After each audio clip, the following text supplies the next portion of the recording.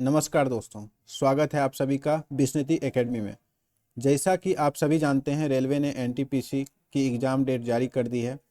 अब नई चीज़ें जोड़ने का समय नहीं है, बल्कि जो पढ़ चुके हैं उसे मजबूत करने का समय है।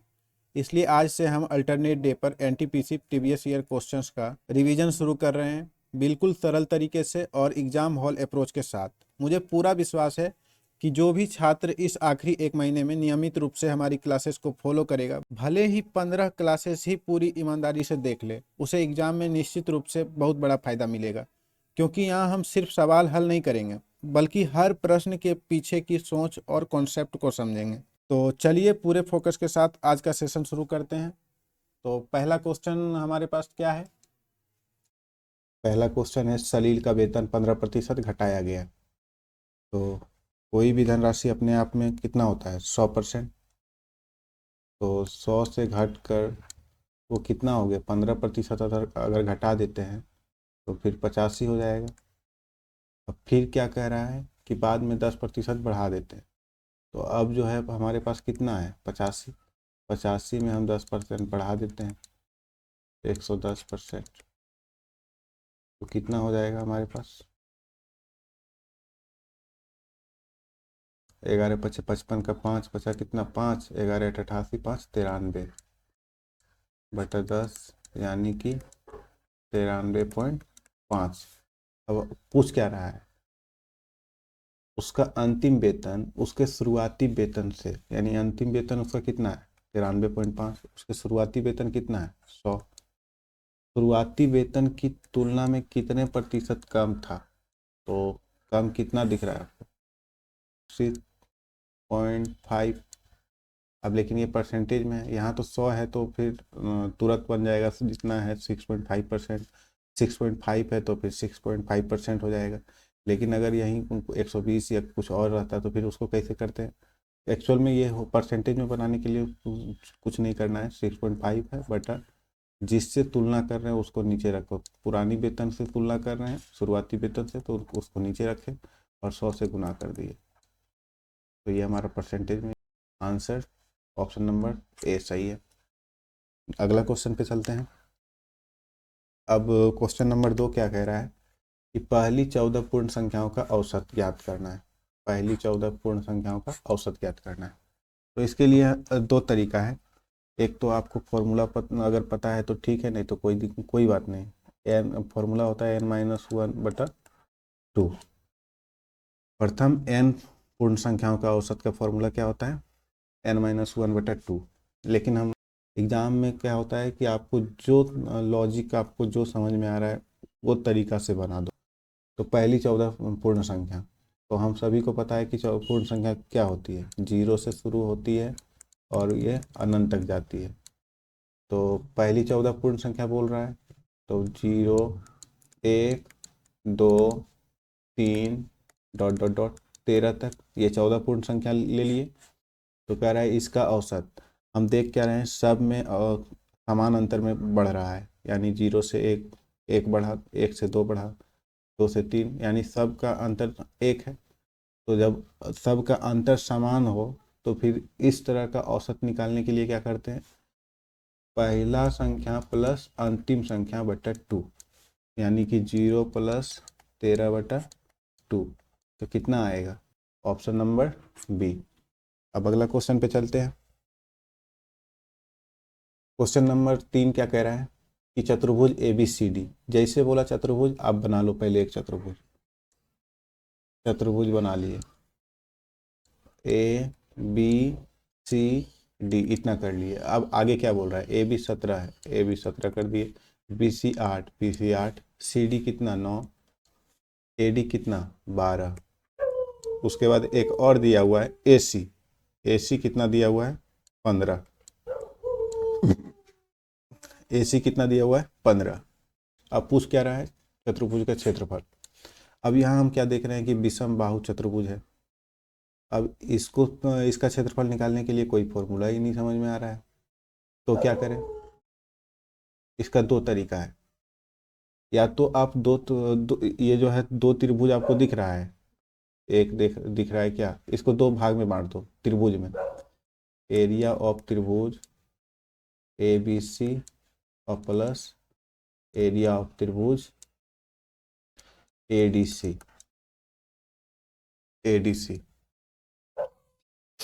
इससे क्या होगा कि आप त्रिभुज का क्षेत्रफल निकाल के दोनों त्रिभुज का क्षेत्रफल निकाल करके जोड़ दो, वो क्षेत्रफल तुम्हारा हो जाएगा। अब इसमें भी क्या है कि त्रिभुज का क्षेत्रफल निकालने के लिए भी हमको त्रिभुज का फॉर्मूला आना चाहिए। जैसे एक होता है समबाहु त्रिभुज, एक समकोण त्रिभुज, समद्विबाहु त्रिभुज, विषमबाहु त्रिभुज, तरह तरह के। तो अगर इस डाटा को देख रहे हो, ध्यान से देखो तो आपको ट्रिपलेट दिखेगा, तो चुपचाप ट्रिपलेट लगा दो। यानी ट्रिपलेट किस में होता है? समकोण त्रिभुज में।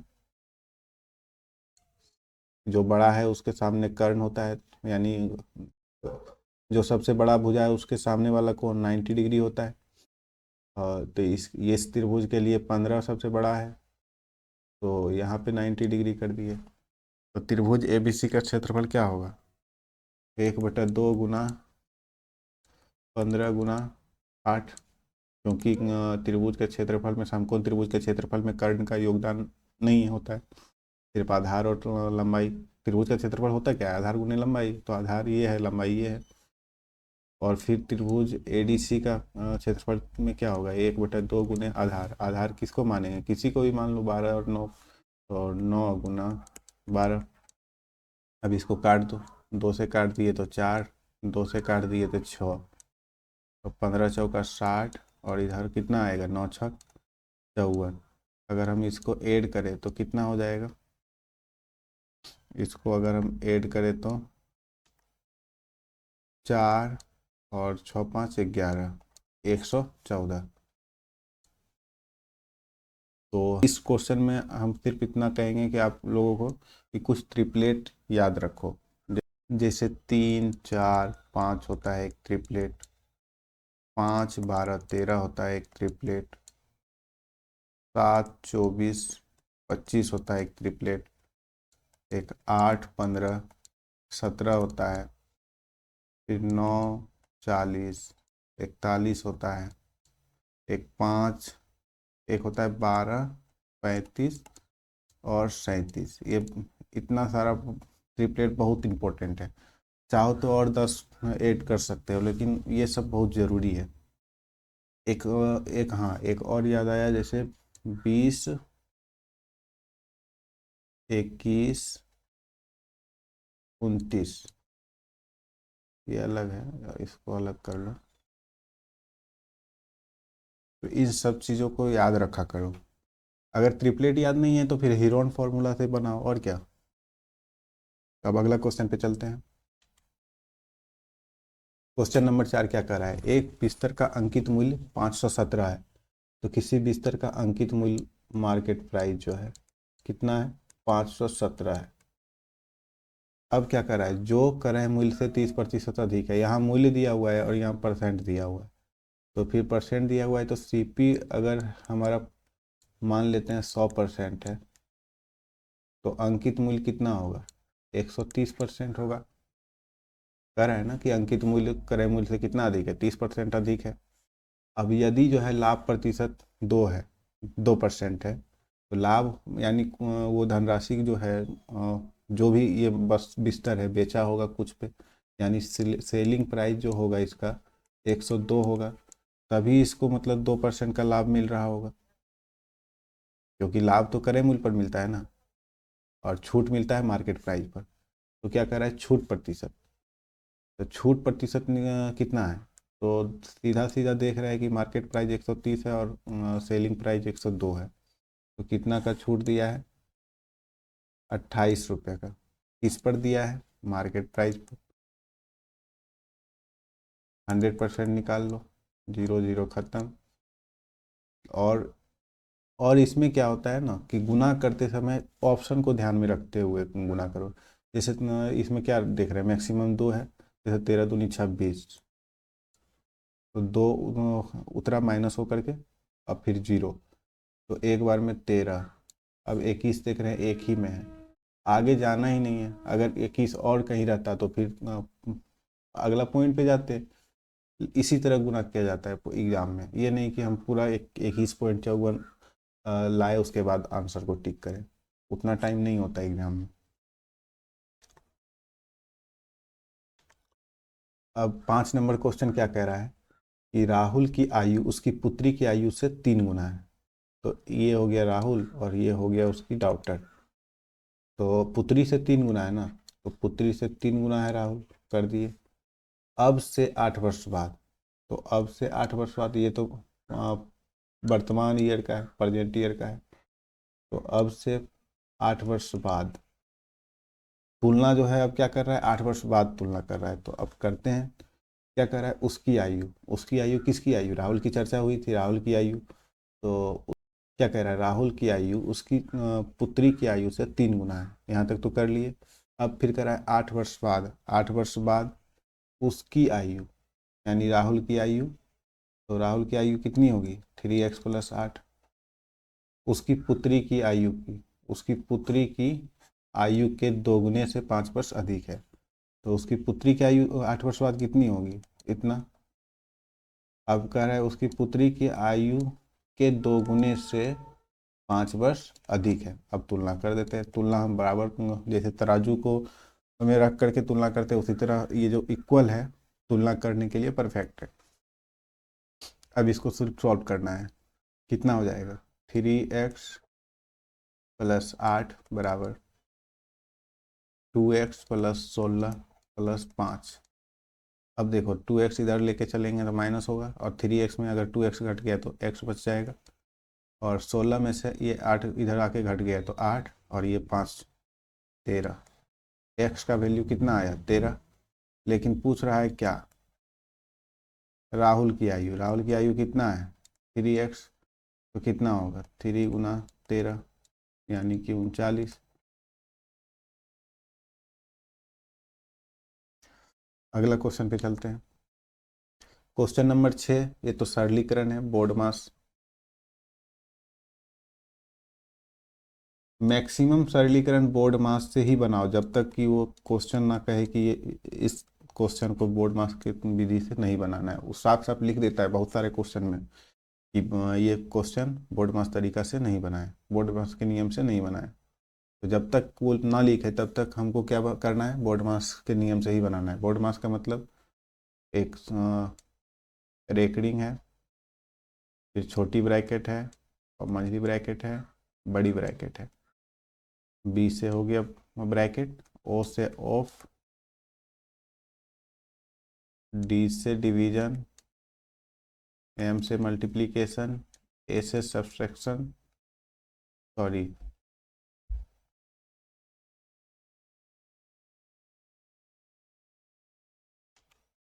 ए से एडिशन, और एस से सब्सट्रैक्शन। बस इसमें क्या है कि सबसे पहले इसका काम करना है, फिर इसका, फिर इसका, फिर इसका, फिर इसका, फिर इसका। पर इतना में ही बोर्ड मास खत्म। और फिर भी बहुत लोगों को हम देखते हैं कि इसमें गलती करके आता है। अब इसको सॉल्व करते हैं। तो छोटी ब्रैकेट कितना हो गया, 17 6 23, 23 × 7 कर देते हैं। तो 127 माइनस 23 ये दोनों जोड़ रहे हैं तो 23 हो रहा है ना।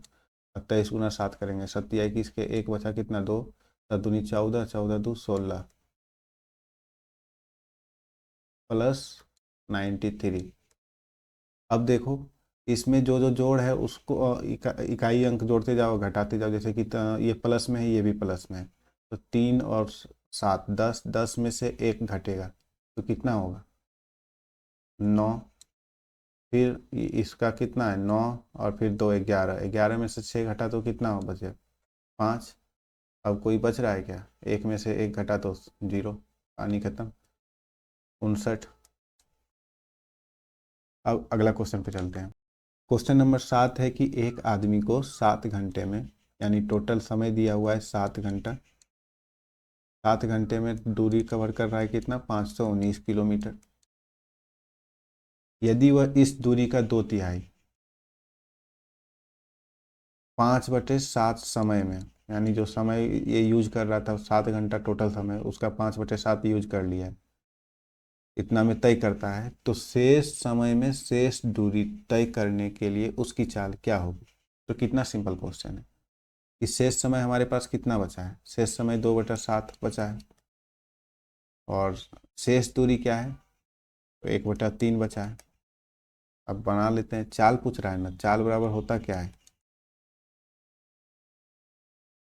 दूरी बटा समय। तो चाल पूछ रहा है तो फिर दूरी कितना हो जाएगा, 519 का 1/3 बटा समय टोटल बचा कितना है, 7 का 2/7, 7 7 कैंसिल। अब 3 से भागा देंगे तो कितना होगा, एक बार में 3, 2 उतरेगा 1, 3 सत्ती 21 और 3 तिया 9, 173/2 आ रहा है। तो अब 2 से फिर भागा दे तो कितना आएगा, 2 8 16, फिर 2 6 12, अब 0 उतरेगा तो फिर 2 5 10, 83.5, ऑप्शन नंबर बी।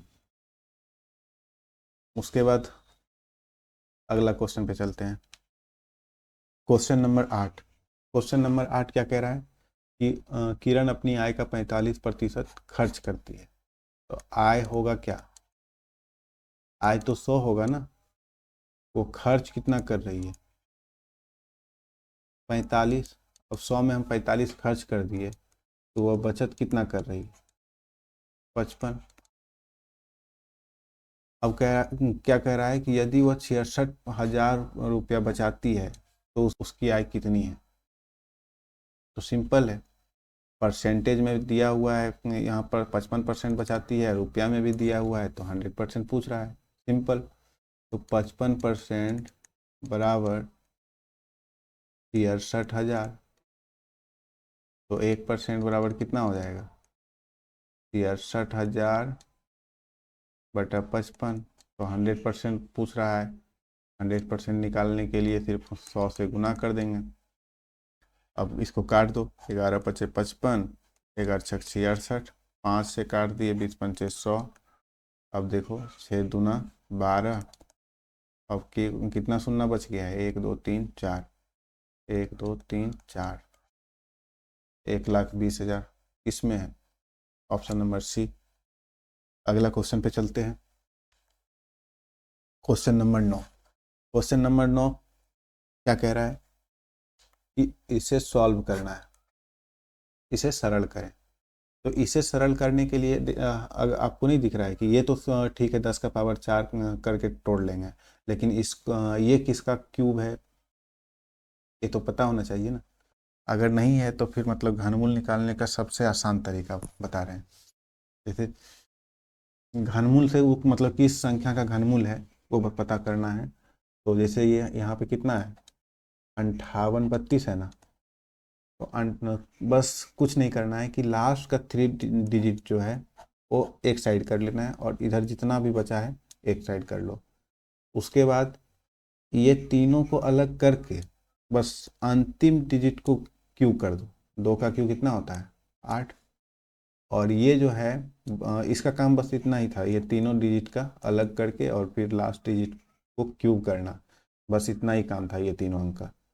उसके बाद ये 5 जो है सिर्फ ढूंढना है, इधर जो जितना भी संख्या बचा है इसको ढूंढना है कि किस संख्या के क्यूब के बीच है, किन दो संख्याओं के क्यूब के बीच है। तो यहाँ हमको दिख रहा है कि 1 और 2 के क्यूब के बीच है। 1 का क्यूब कितना होता है 8, 1 और फिर 2 का क्यूब कितना होता है 8, तो दोनों के बीच में है कौन 5, यानी कि लेफ्ट साइड वाला ले लेना है, हमेशा लेफ्ट साइड वाला लेना है। अब इसको सॉल्व करते हैं, अब तो आसान हो गया। जैसे 18 को का क्यूब हो गया, और इसके ऊपर मतलब जैसे ये √2 है, तो इसको हम क्या लिख सकते हैं, 2 का पावर 1/2। अब जैसे कि कितना है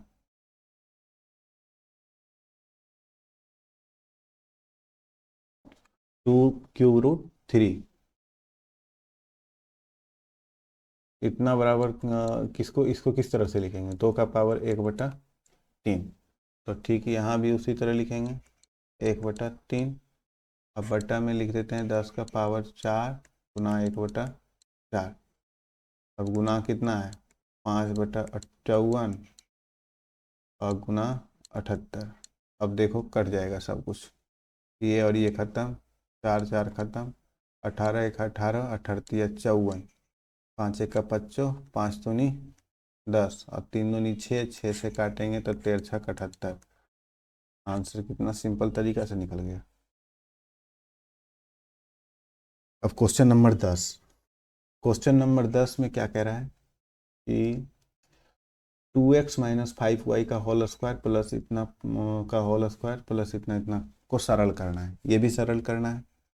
तो जब भी इक्वल में कभी भी जब तक ये समीकरण फॉर्म में यानी इक्वल करके अचर पद कोई ना दे, जैसे 5 दे दे, 0 दे दे, 6 दे दे, जब तक ये ना दे तब तक हम इसको किस विधि से बनाएंगे, जितना भी चर है, जितना भी, जैसे यहाँ पे कितना चर दिख रहा है, 2 चर दिख रहा है ना, एक्स वाई, जितना भी चर है एक चर को छोड़ करके बाकी को 0 कर देना है। अब 3 गो चर रहेगा तो 2 को 0 कर देना है, 4 गो रहेगा तो फिर 3 गो को 0 करना है, मतलब हम मेरे पास रखना है एक गो। तो इसमें हम क्या करते हैं, एक गो को 0 कर, 2 ही चर है तो फिर एक्स वाई, ये मत समझ लेना कि यहाँ पे एक्स वाई है, यहाँ भी एक्स वाई है तो एक्स वाई ही है ना, जेड कोई और रहता तो वो तीसरा चर होता। तो फिर एक्स वाई 2 चर है तो मतलब एक चर को 0 कर लेते हैं, तो वाई को हम 0 कर लिए। अगर वाई को हम 0 कर लिए तो क्या हो रहा है, 2x, अब ये तो 0 हो जाएगा तो क्योंकि यहाँ 0 है तो 5 × 0 0, तो 2x का होल स्क्वायर प्लस फिर इसी तरह 2 × 0 0 प्लस 5x का होल स्क्वायर प्लस फिर यहाँ पे 5 × 0 0, 2x इंटू फिर यहाँ भी 5 × 0 0 तो 2x कितना हो गया। अब इसको कैलकुलेट करो, 4x square plus 25x square plus 4x square. अब इसको जोड़ दो तो 25 और 4 29 और 4 33, 33x स्क्वायर।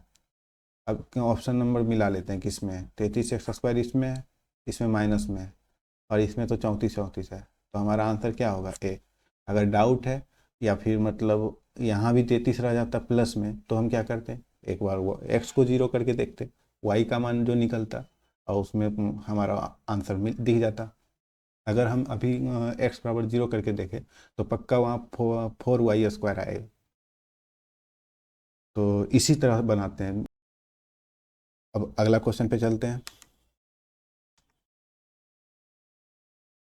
अब इसमें क्या कह रहा है, ये टाइम एंड वर्क का क्वेश्चन लग रहा है, जैसे पढ़े कि वरुण और आशीष मिलकर एक हॉल को 3 दिनों में पेंट कर सकता है। तो टाइम एंड वर्क में एक सिंपल फंडा है, क्या है कि टाइम जो है इफिशियंसी यानी कि क्षमता के व्युत्क्रमानुपाती होता है, और वर्क जो होता है क्या होता है, टाइम इंटू क्षमता यानी कि दोनों का गुणनफल। अब सिंपल समझो ना, कार्य कितना होगा, अब जितना जिसका ज़्यादा क्षमता होगा और वो जितना समय ले रहा होगा उतना काम होगा। अब क्वेश्चन पढ़ते हैं। क्वेश्चन क्या कह रहा है कि वरुण और आशीष, तो वरुण और आशीष मिलकर एक हॉल को 3 दिन में पेंट कर सकते हैं। तो 3 दिन में पेंट कर सकते हैं तो ठीक है, यानी टाइम दिया हुआ है ना, 3 दिन है तो टाइम दिया हुआ है।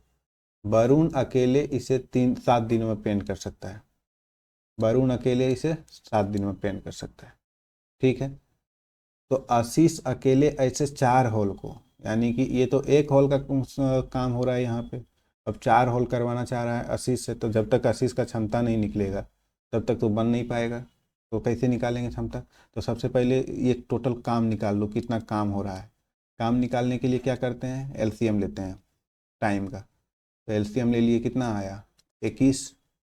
अब हमारे पास समझो कि टाइम वर्क निकल गया और टाइम दिया हुआ है, तो इफिशियंसी भी तो निकल जाएगा आसानी से। तो इफिशियंसी कैसे निकलेगा, 3 से भागा दे दो, 3 सत्ती, जैसे कि देखो यहाँ वर्क है और यहाँ टाइम इंटू इफिशियंसी है, क्षमता है।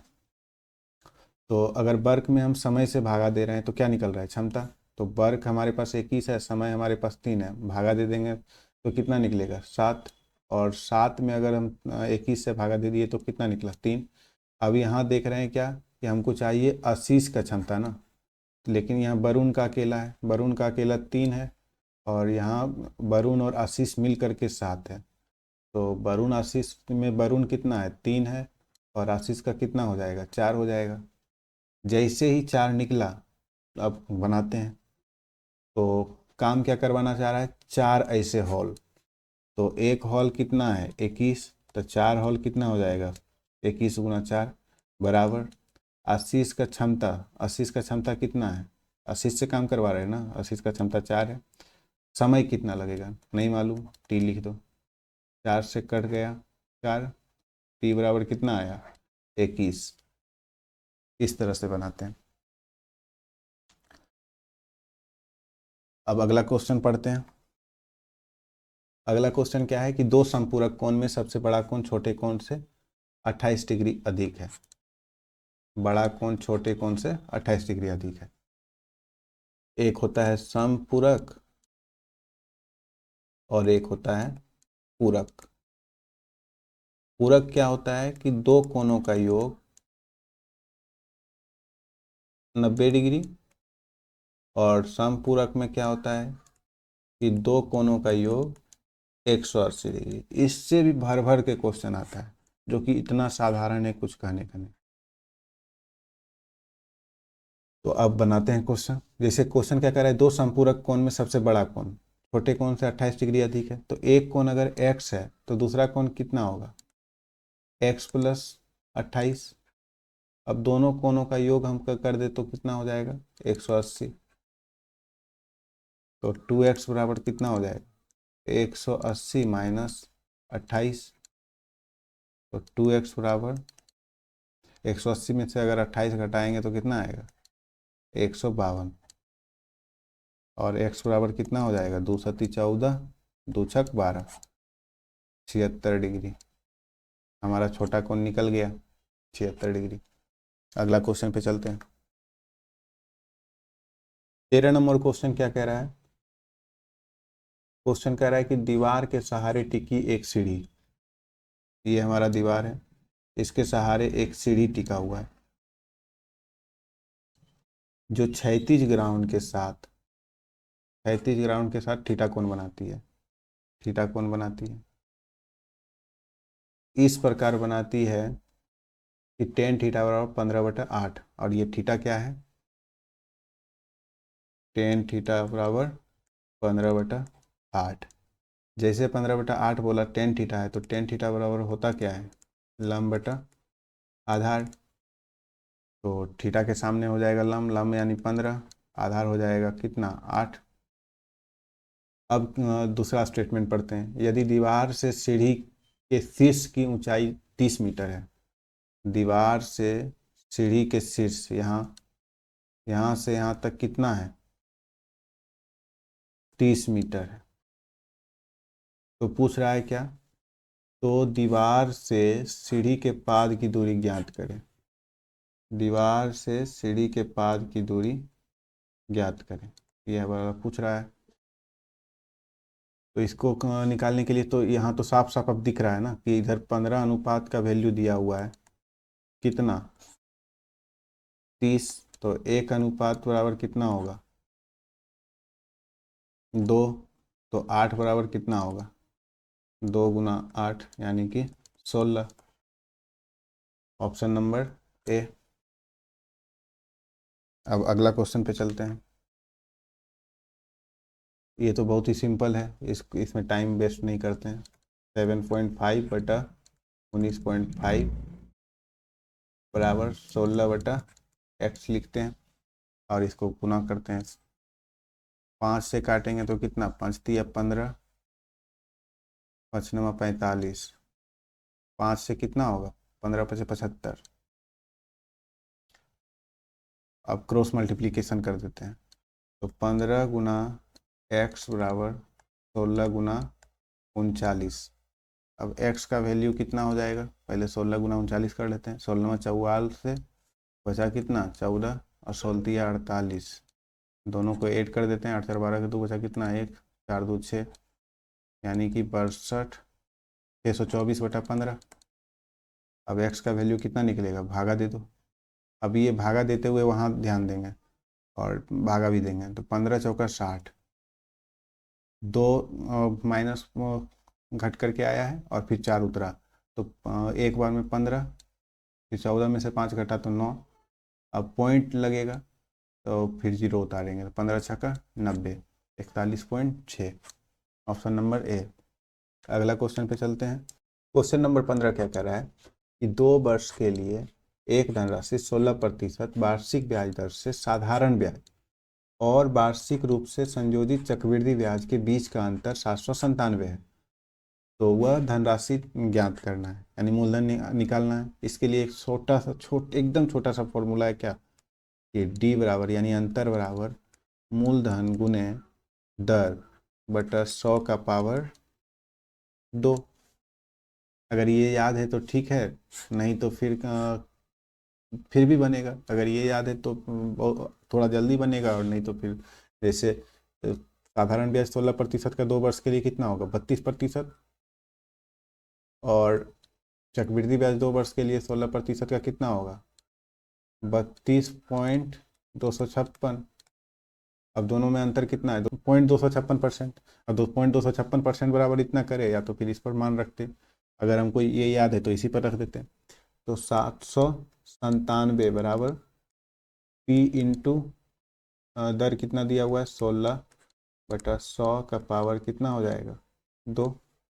अब P बराबर क्या होगा, 797 है ना, और ये 100 का स्क्वायर करेंगे तो इधर फिर गुना करना होगा, 797 फिर 0000 बटा 256। अब इसमें भागा देते हैं तो 256 से, तो 797 में 797 0000, इसमें भागा दे रहे हैं किससे, तो 256 से। तो भागा देते समय हमेशा ये ध्यान में रखना है, ऑप्शन को ध्यान में, इतना बड़ा भागा देते समय नहीं तो नहीं दे पाओगे जल्दी।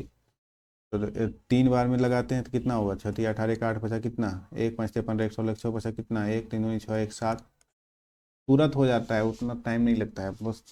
ऐसे भी चक्रवृद्धि ब्याज थोड़ा सा कैलकुलेटिव टाइप का, कैलकुलेशन इसमें बहुत ज़्यादा रहता है बस। 17 में से 8 घटा तो 9, और फिर 8 में से 6 घटा तो 2, और 0।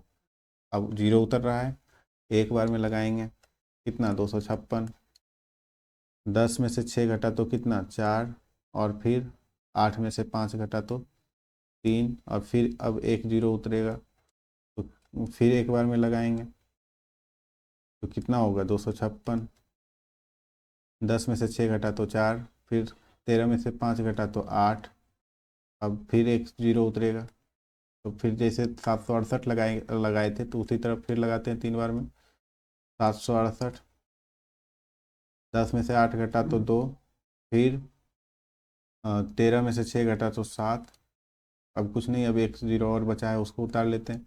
अब यहीं पे थोड़ा सा दिमाग लगाना है, जैसे कि 720 देख रहे हैं तो किसके आसपास है, 768 के आसपास है, यानी कि ऐसे तो 3 बार में लगेगा नहीं, 2 बार में लगाना होगा, लेकिन ये इसके आसपास है, तो फिर पॉइंट जब देंगे तो फिर मतलब 8 या 9 के आसपास जाएगा, मतलब 10 के करीब जाएगा। तो इसलिए यहीं पे क्यों ना हम 3 बार में लगा देते हैं, देखते हैं कि इसमें आंसर है, इसके आसपास है कि नहीं। तो इसमें देख रहे हैं 31 13 3, 31 13 3, ऑप्शन नंबर बी है। इस तरह से बनाएंगे। अगला क्वेश्चन क्या है, 16 नंबर क्या कह रहा है कि यदि द्विघात समीकरण 2x² प्लस के एक्स प्लस 8 बराबर 0 और 3x² प्लस 4x प्लस 12 बराबर 0, ये दोनों मूल कॉमन है, एक मूल कॉमन नहीं बोल रहा है, दोनों मूल कॉमन है, तो के का मान ज्ञात करें। दोनों मूल कॉमन है यानी कि वो समीकरण भी तो कॉमन होगा, समीकरण भी तो सेम ही को समीकरण होगा, तो क्यों ना हम समीकरण को बराबर कर देते हैं। अब समीकरण को बराबर करने के लिए क्या करेंगे, जैसे इसके 2x² है और यहाँ 3x² है, तो बराबर करने के लिए इसमें 2 गुना कर देते हैं, इसमें 3 गुना कर देते हैं। अगर हम समीकरण 1 में जैसे यहाँ लिख लेते हैं पहले 2x² प्लस के एक्स प्लस 8 बराबर 0 और 3x² प्लस 4x प्लस 12 बराबर 0। अब देखो इसको भी अगर काटोगे तो वही आएगा, चार दूनी 8, चार तिया 12, 2:3 आया ना।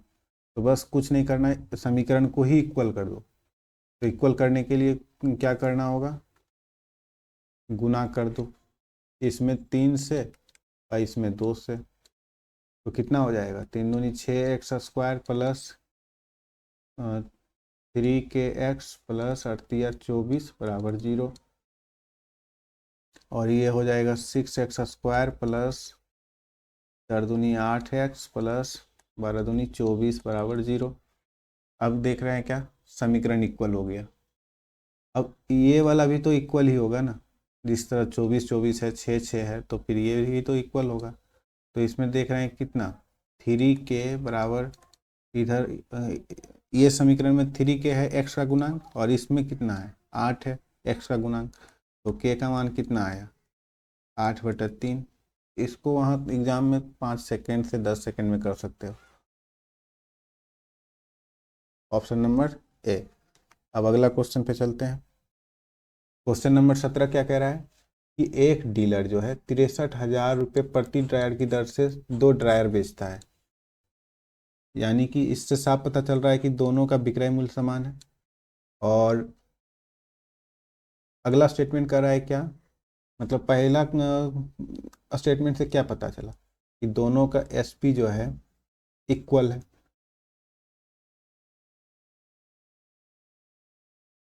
और एक पर उसे 5% का लाभ होता है और दूसरे पर उसे 30% की हानि होती है।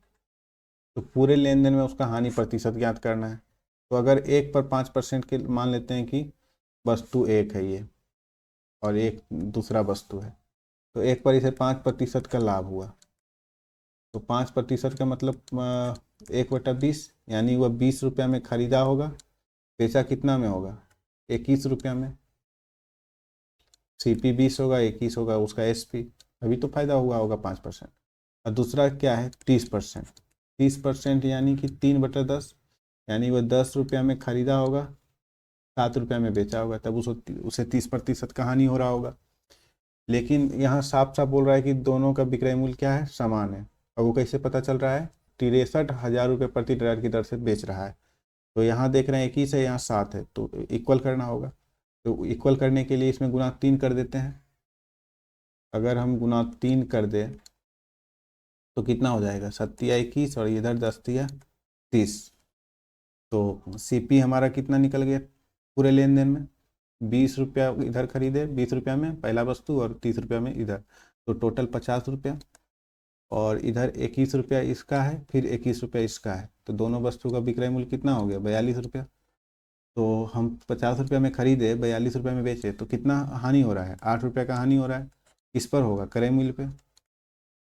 कितना परसेंट हो रहा है, निकाल लो। चाहे कितना भी हार्ड क्वेश्चन दे, इस तरीका से आसानी से बना सकते हो, 16%। अब अगला क्वेश्चन पे चलते हैं।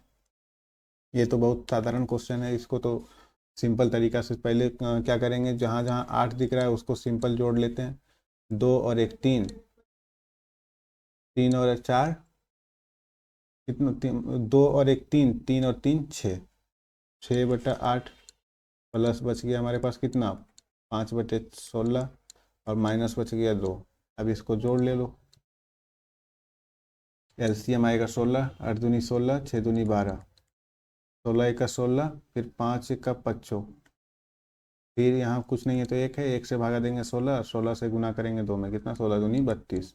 तो कितना हो जा रहा है, 32 में घटाएंगे 17, कितना बचेगा, -15/16। अगला क्वेश्चन क्या कह रहा है, क्वेश्चन नंबर 19 क्या कह रहा है, कह रहा है कि 30, 15, 21 और 21 में से प्रत्येक में x जोड़ा जाता है, तो इस क्रम में प्राप्त संख्याएं क्या होती हैं, समानुपात होती है। तो इस तरह का क्वेश्चन हमेशा इस तरीका से बनाओ।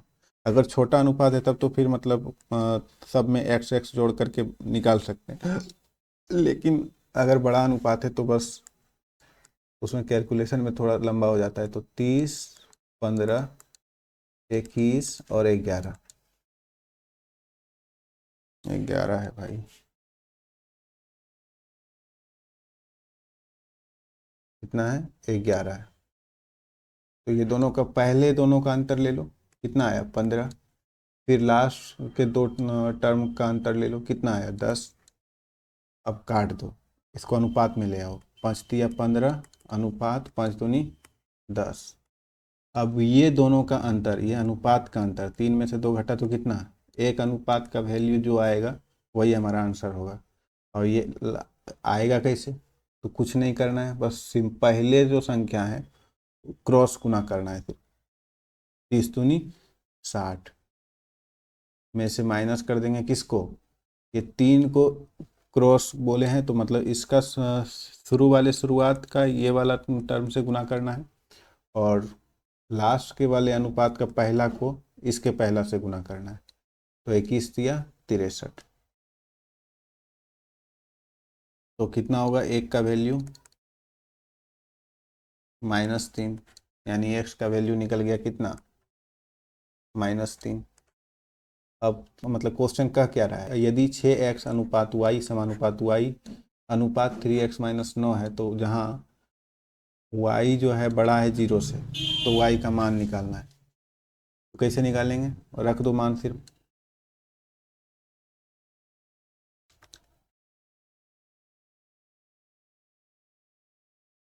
अगर हम 6x के जगह पर x का मान रखें -3, तो कितना हो जाएगा, -18, चौथिया 18 -18 बटा y है, y लिख दो, बराबर y है तो y लिख दो। अब फिर यहाँ 3 तिया 9, -3 गुना करेंगे तो -9 और -9 हो जाएगा।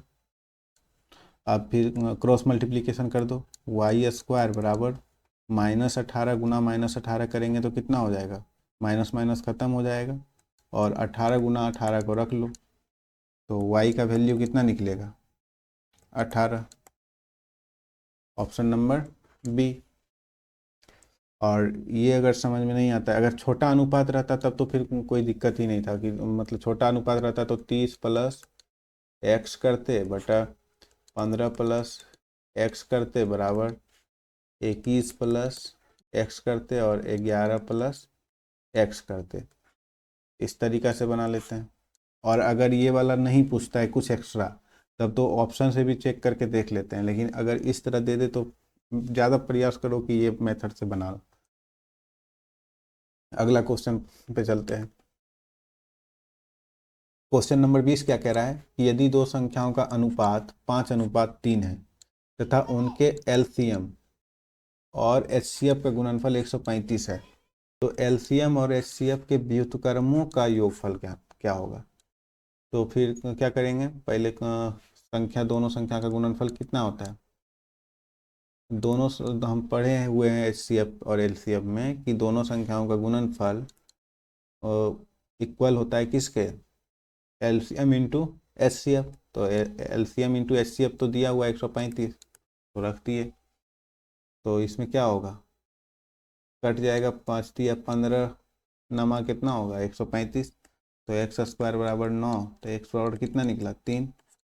जैसे ही x बराबर 3 निकला, यानी वही x इसका क्या हुआ, एचसीएफ है, एचसीएफ तो निकल गया 3।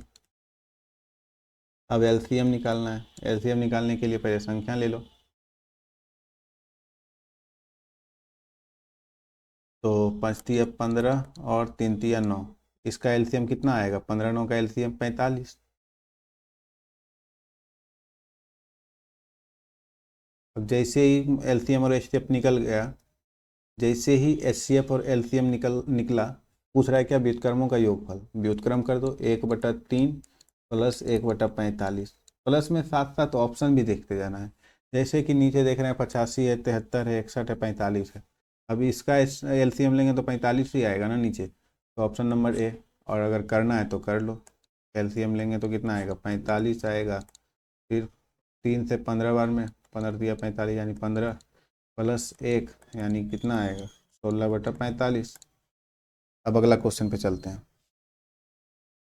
अगला क्वेश्चन क्या कह रहा है कि यदि संख्या इतना में प्रत्येक सम अंक में 2 जोड़ा जाए तथा प्रत्येक विषम अंक में 2 जोड़ा जाए, दोनों में 2 अंक जोड़ रहे हैं, तो बनने वाली नई संख्या में बाईं ओर से पहले अंक तथा दाईं ओर से पहले अंक का योग क्या होगा।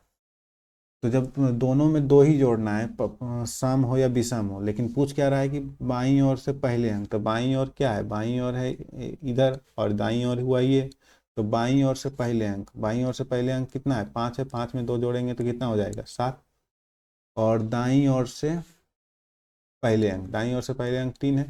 3 में अगर हम 2 जोड़ेंगे तो कितना हो जाएगा, 5। अब पूछ रहा है कि दोनों अंकों का जोड़ कितना होगा, 7 5 12।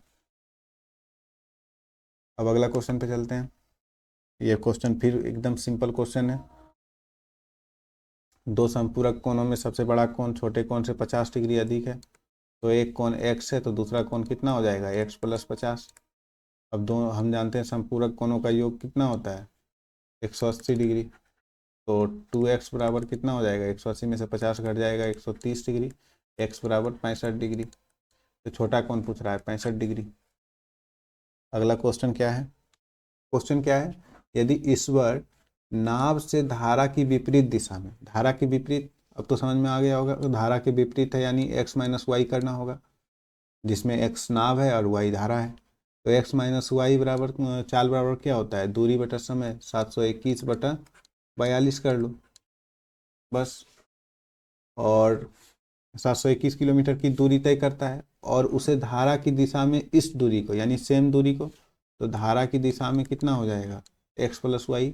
फिर चाल बराबर कितना होगा, दूरी बटा समय, तो दूरी तो वही रहेगा 721, और समय कितना ले रहा है, 15 घंटा ले रहा है। तो बताना क्या है कि धारा की चाल, तो धारा यानी y बताना है। तो फिर क्या करना है, दोनों को घटा करके बटा 2 कर देना है। तो माइनस कर देते हैं हम इधर।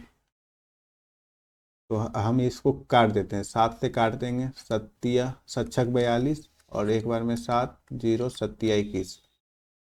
तो अब क्या करते हैं, दोनों को माइनस करके बटा 2 कर देंगे, तो फिर आ जाएगा हमारा धारा की चाल।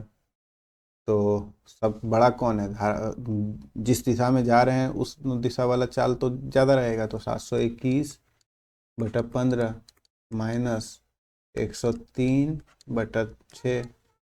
अब इसका एलसीएम ले लेते हैं, कितना आएगा, 30, 15 दूनी 30, तो फिर गुना कर देते हैं 2 से, 2 2 दूनी 4, और फिर 7 दूनी 14, माइनस 6 5 30, यानी 5 3 15, और फिर 5। अब कितना आएगा, 12 में से 5 घटा तो 7, और फिर 3 में से 1 घटा तो 2, फिर 14 में से 5 घटा तो 9/30 है। और साथ ही साथ बटा 2 करेंगे, जो बोले थे कि दोनों को घटा के बटा 2 करना है, यानी यहाँ बटा 2 कर दिए। तो 30 दूनी 60 हो गया, 60 से भागा दे दो इसमें, तो कितना आएगा, एक बार में आएगा 60।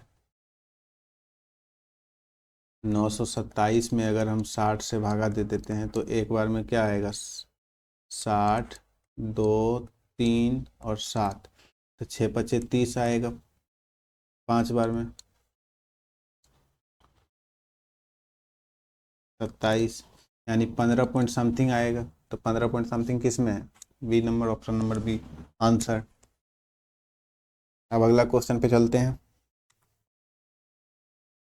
क्वेश्चन नंबर 24 क्या कह रहा है कि एक कक्षा में 30 विद्यार्थी ने एक परीक्षा दी, टोटल विद्यार्थी कितना है, टोटल विद्यार्थी है 30।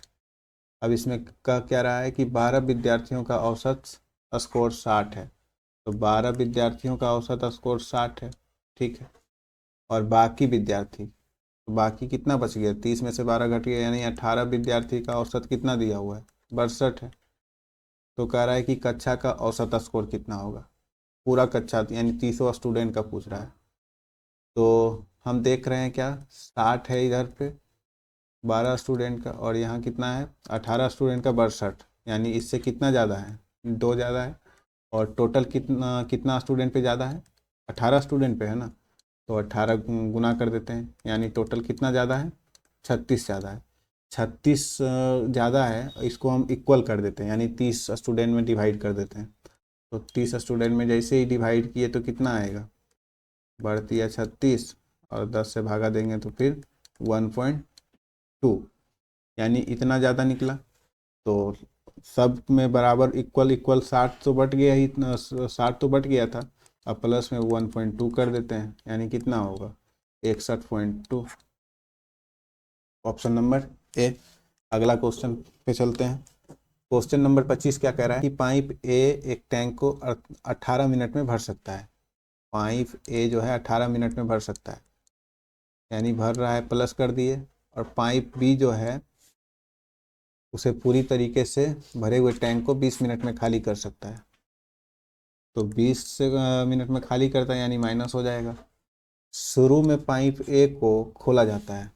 अब सबसे पहले तो इसका क्षमता निकाल लेते हैं, टोटल कितना है। तो फिर सबसे पहले इसका एलसीएम निकाल लिए तो कितना आएगा, 20 और 18 का एलसीएम आएगा 180।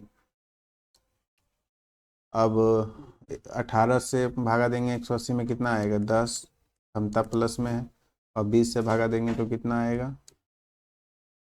और 2 नमा 18, 20 नमा 180, माइनस आ गया 9। इसका बी का क्षमता -9 आया है। अब टोटल काम हमारे पास कितना है, 180। 180 लिख लिए, बराबर क्या कर रहा है, शुरू में पाइप ए को खोला जाता है और 6 मिनट के बाद पाइप बी को भी खोल दिया जाता है। तो पाइप ए तो शुरू से लेकर के अंत तक काम कर रहा है, और पाइप बी क्या कर रहा है, 6 मिनट बाद अब जुड़ रहा है। यानी कि हम ये कह सकते हैं, तो पूछ क्या रहा है पहले, कितने समय में शेष टैंक भर जाएगा, शेष टैंक कितने समय में भरेगा। तो 6 मिनट में ये कितना काम किया होगा, तो 6 मिनट में ए जो है 10 काम किया होगा। अब उसके बाद जो है बचा हुआ काम x मिनट में दोनों मिल के करेगा। तो दोनों मिल करके क्या, यानी कितना, 10 प्लस है और 9 माइनस है, यानी 1 की क्षमता से भरेगा। तो यही हमारा आंसर हो जाएगा। 180 में से 60 घट गया तो कितना निकला, 120। Option number B. अब अगला क्वेश्चन पे चलते हैं। क्वेश्चन नंबर 21 क्या कह रहा है कि x और 338 के बीच मध्यानुपात 260 है, तो x का मान कितना होगा। मध्यानुपात का फॉर्मूला क्या होता है, मध्यानुपात का फॉर्मूला, अगर दो संख्या दिया हुआ है और इसका मध्यानुपात पूछे तो मध्यानुपात बराबर होता है √√AB। तो रूट अंडर कर देते हैं, √√x इंटू 338 बराबर 260। अब इसको हम स्क्वायर कर देते हैं रूट को हटाने के लिए। तो अगर दोनों तरफ स्क्वायर करेंगे तो x इंटू 338, रूट खत्म हो गया, और इधर स्क्वायर करेंगे तो 260 गुना 260 हो जाएगा। अब इसको हम काट देते हैं, 13 से काट देते हैं, 13 दूनी 26, और फिर 13 दूनी 26, 13 में से 6 कटा 7, 8 13 6 78। अब फिर 26 और 26 खत्म हो गया, तो x बराबर कितना निकला, 2 और 0 0, यानी 200। Option number B. अगला क्वेश्चन 27 नंबर क्वेश्चन क्या कह रहा है कि वह अवधि, यानी समय निकालना है, जिसमें 1200 रुपया की धनराशि 4% वार्षिक साधारण ब्याज की दर से 2280 हो जाती है। ये कितना दिया हुआ है, 2280 है मिश्र धन, और मूलधन कितना है, 1200 है। तो ब्याज कितना होगा, ब्याज होगा मिश्र धन माइनस मूलधन। तो 2280 माइनस कर दिए 1200, तो 0801, 1080 ब्याज निकल गया। अब ब्याज का फॉर्मूला क्या होता है, SI बराबर क्या होता है, PRT/100। तो SI का मान कितना दिया हुआ है, 1080, और मूलधन कितना है, 1200। दर दिया हुआ है 4%, समय पूछ रहा है, बटा 100 कर दिए, 0 0 खत्म, बरनमा टोटल से, और 4 से भागा अगर 90 में देंगे तो 22.5 आएगा। Option number 20। अब अगला क्वेश्चन पे चलते हैं। क्वेश्चन नंबर 28 क्या कह रहा है कि एक विक्रेता ने 1 रुपया में 7 नींबू खरीदे और 75% लाभ अर्जित करने के लिए 1 रुपया में कितने नींबू बेचने होंगे। इसको बनाने के लिए बस कुछ नहीं करना है, सिर्फ 1 रुपया इधर लिखना है। 1 रुपया में कितना नींबू नींबू खरीद रहा है, 7 नींबू। इसको चाहिए 75% लाभ, तो 1 का 175% कर दो। तो जैसे 175 की और इधर 7 रखे रहो, 25 सत्ती और 25 चौका, 7 7 कैंसिल। 1 रुपया में कितना हो जाएगा, 4 नींबू। 1 रुपया में 4 नींबू। और दूसरा तरीका क्या है, दोनों सेम है बस थोड़ा सा अलग है। जैसे कह रहा है कि 7 नींबू का कीमत कितना है, 1 रुपया। इसको 75% लाभ चाहिए, तो हम ये कह सकते हैं कि 1 नींबू का कीमत कितना निकलेगा, 1/7 रुपया। तो 75% लाभ करने के लिए क्या होगा कि 1/7 में 175, 1/7 गुना 175 करना होगा बटा 100। 25 चौका 100, 25 सत्ती 175, 7 7 खत्म। यानी कि 1 नींबू का कीमत कितना निकल के आया है, 1/4 रुपया। तो 1 रुपया में कितना हो जाएगा, 4 नींबू। 4 नींबू का कीमत 1 रुपया। जो समझ आया हो।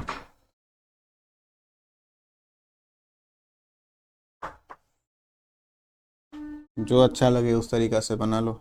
अब अगला क्वेश्चन क्या है कि एक दुकानदार को एक वस्तु को 15% लाभ पर बेचा। अब मान लेते हैं कि कोई भी दुकानदार है, पहले खरीदा होगा और फिर बेचा होगा। तो 100 में खरीदा और 115 में बेच दिया, तब ना 15% का लाभ हुआ। अब यदि उसने 10% कम में खरीदा होता, तो 10% कम यानी कि ये तो मतलब वास्तविक जो है वो, यानी खरीद लिया 100 में और बेच दिया 115 में। अब यदि का चर्चा हो रहा है, यानी वो काल्पनिक कल्पना कर रहा है। यानी वो क्या है कि 10% कम में खरीद रहा है, तो यानी 90 में वो खरीदा होता और 4 रुपया कम में बेचा होता। 4 रुपया कम यानी -4 रुपया, तो उसे 25% का लाभ होता। तो सोचो, गलती यही होता है कि ये 25% लाभ जो लिखा हुआ है, अब स्टूडेंट समझता है कि यहाँ गुना करें, यहाँ गुना करें, यहाँ गुना करें। तो सिंपल है, जैसे कि हम 15% लाभ बोला था, तो हम 100 में खरीदे 15% लाभ, यानी 100 में बढ़ाकर ये 115। ठीक उसी तरह 90%, 90 रुपया में हम खरीदे हैं, तो लाभ भी तो इसी पर होगा ना। तो 90 का 125% कितना होगा, अगर हम गुना कर दें तो 25 पंचे 25 चौका और 9 पचे 45 बटा 4, यानी कि कितना आएगा, एक बार में 4, एक बार में 4, 4 दूनी 8 पॉइंट 4 पंचे 20, यानी 112.5। अब देख रहे हैं क्या, तो पूछ रहा है वस्तु का क्रय मूल्य, चाहिए उसको 100। मेरे पास साफ साफ दिख रहा है कि 115 और 112.5 का अंतर कितना है, 4 रुपया। तो दोनों का अंतर परसेंटेज में कितना आया है, 2.5% बराबर कितना कर दें, 4 रुपया। तो 100% पूछ रहा है, तो 1% बराबर निकाल लो, 4/2.5। तो 100% निकालने के लिए 100 से गुना कर दो सिर्फ। तो 25 का 2500, 25 चौका 100, 4 चौक 16, 160। अब अगला क्वेश्चन क्या है, एक पहिए का व्यास जो है 84 सेंटीमीटर है अब मान लेते हैं एक पहिया है। अब इसका व्यास दिया हुआ है कितना, 84 सेंटीमीटर। अब 792 मीटर की दूरी तय करने के लिए पहिए को कितने चक्कर लगाने होंगे। अब इसमें भी स्टूडेंट कंफ्यूज हो जाता है कि कितना चक्कर लगाना होगा। अब हम सिंपल देख रहे हैं, मान लेते हैं कोई बिंदु ए है। अब इसमें हो क्या रहा है कि जैसे अगर ये पहिया जो है इधर चल रहा है आगे, तो मतलब सबसे पहले तो यहाँ से शुरू हुआ होगा, धीरे धीरे चलते चलते चलते चलते आगे किसी बिंदु पर जा कर के बी बिंदु पर फिर ये मतलब यहीं पे स्टार्ट करेगा, फिर से यहाँ से स्टार्ट करना होगा। यानी कि ये जो दूरी है ये कौन सा दूरी है, यहाँ से यहाँ तक ये पूरा सर्कल वाला यानी परिधि है। यानी हम ये कह सकते हैं कि एक चक्कर बराबर क्या होता है, वृत्त की परिधि या पहिए की परिधि, वृत्त की परिधि ना। तो सबसे पहले दूरी कितना तय करना होगा, तो 792 मीटर, 792 मीटर। और ये है व्यास दिया हुआ है सेंटीमीटर में, तो इसको मीटर में कन्वर्ट कर देते हैं, मीटर में कन्वर्ट हो गया।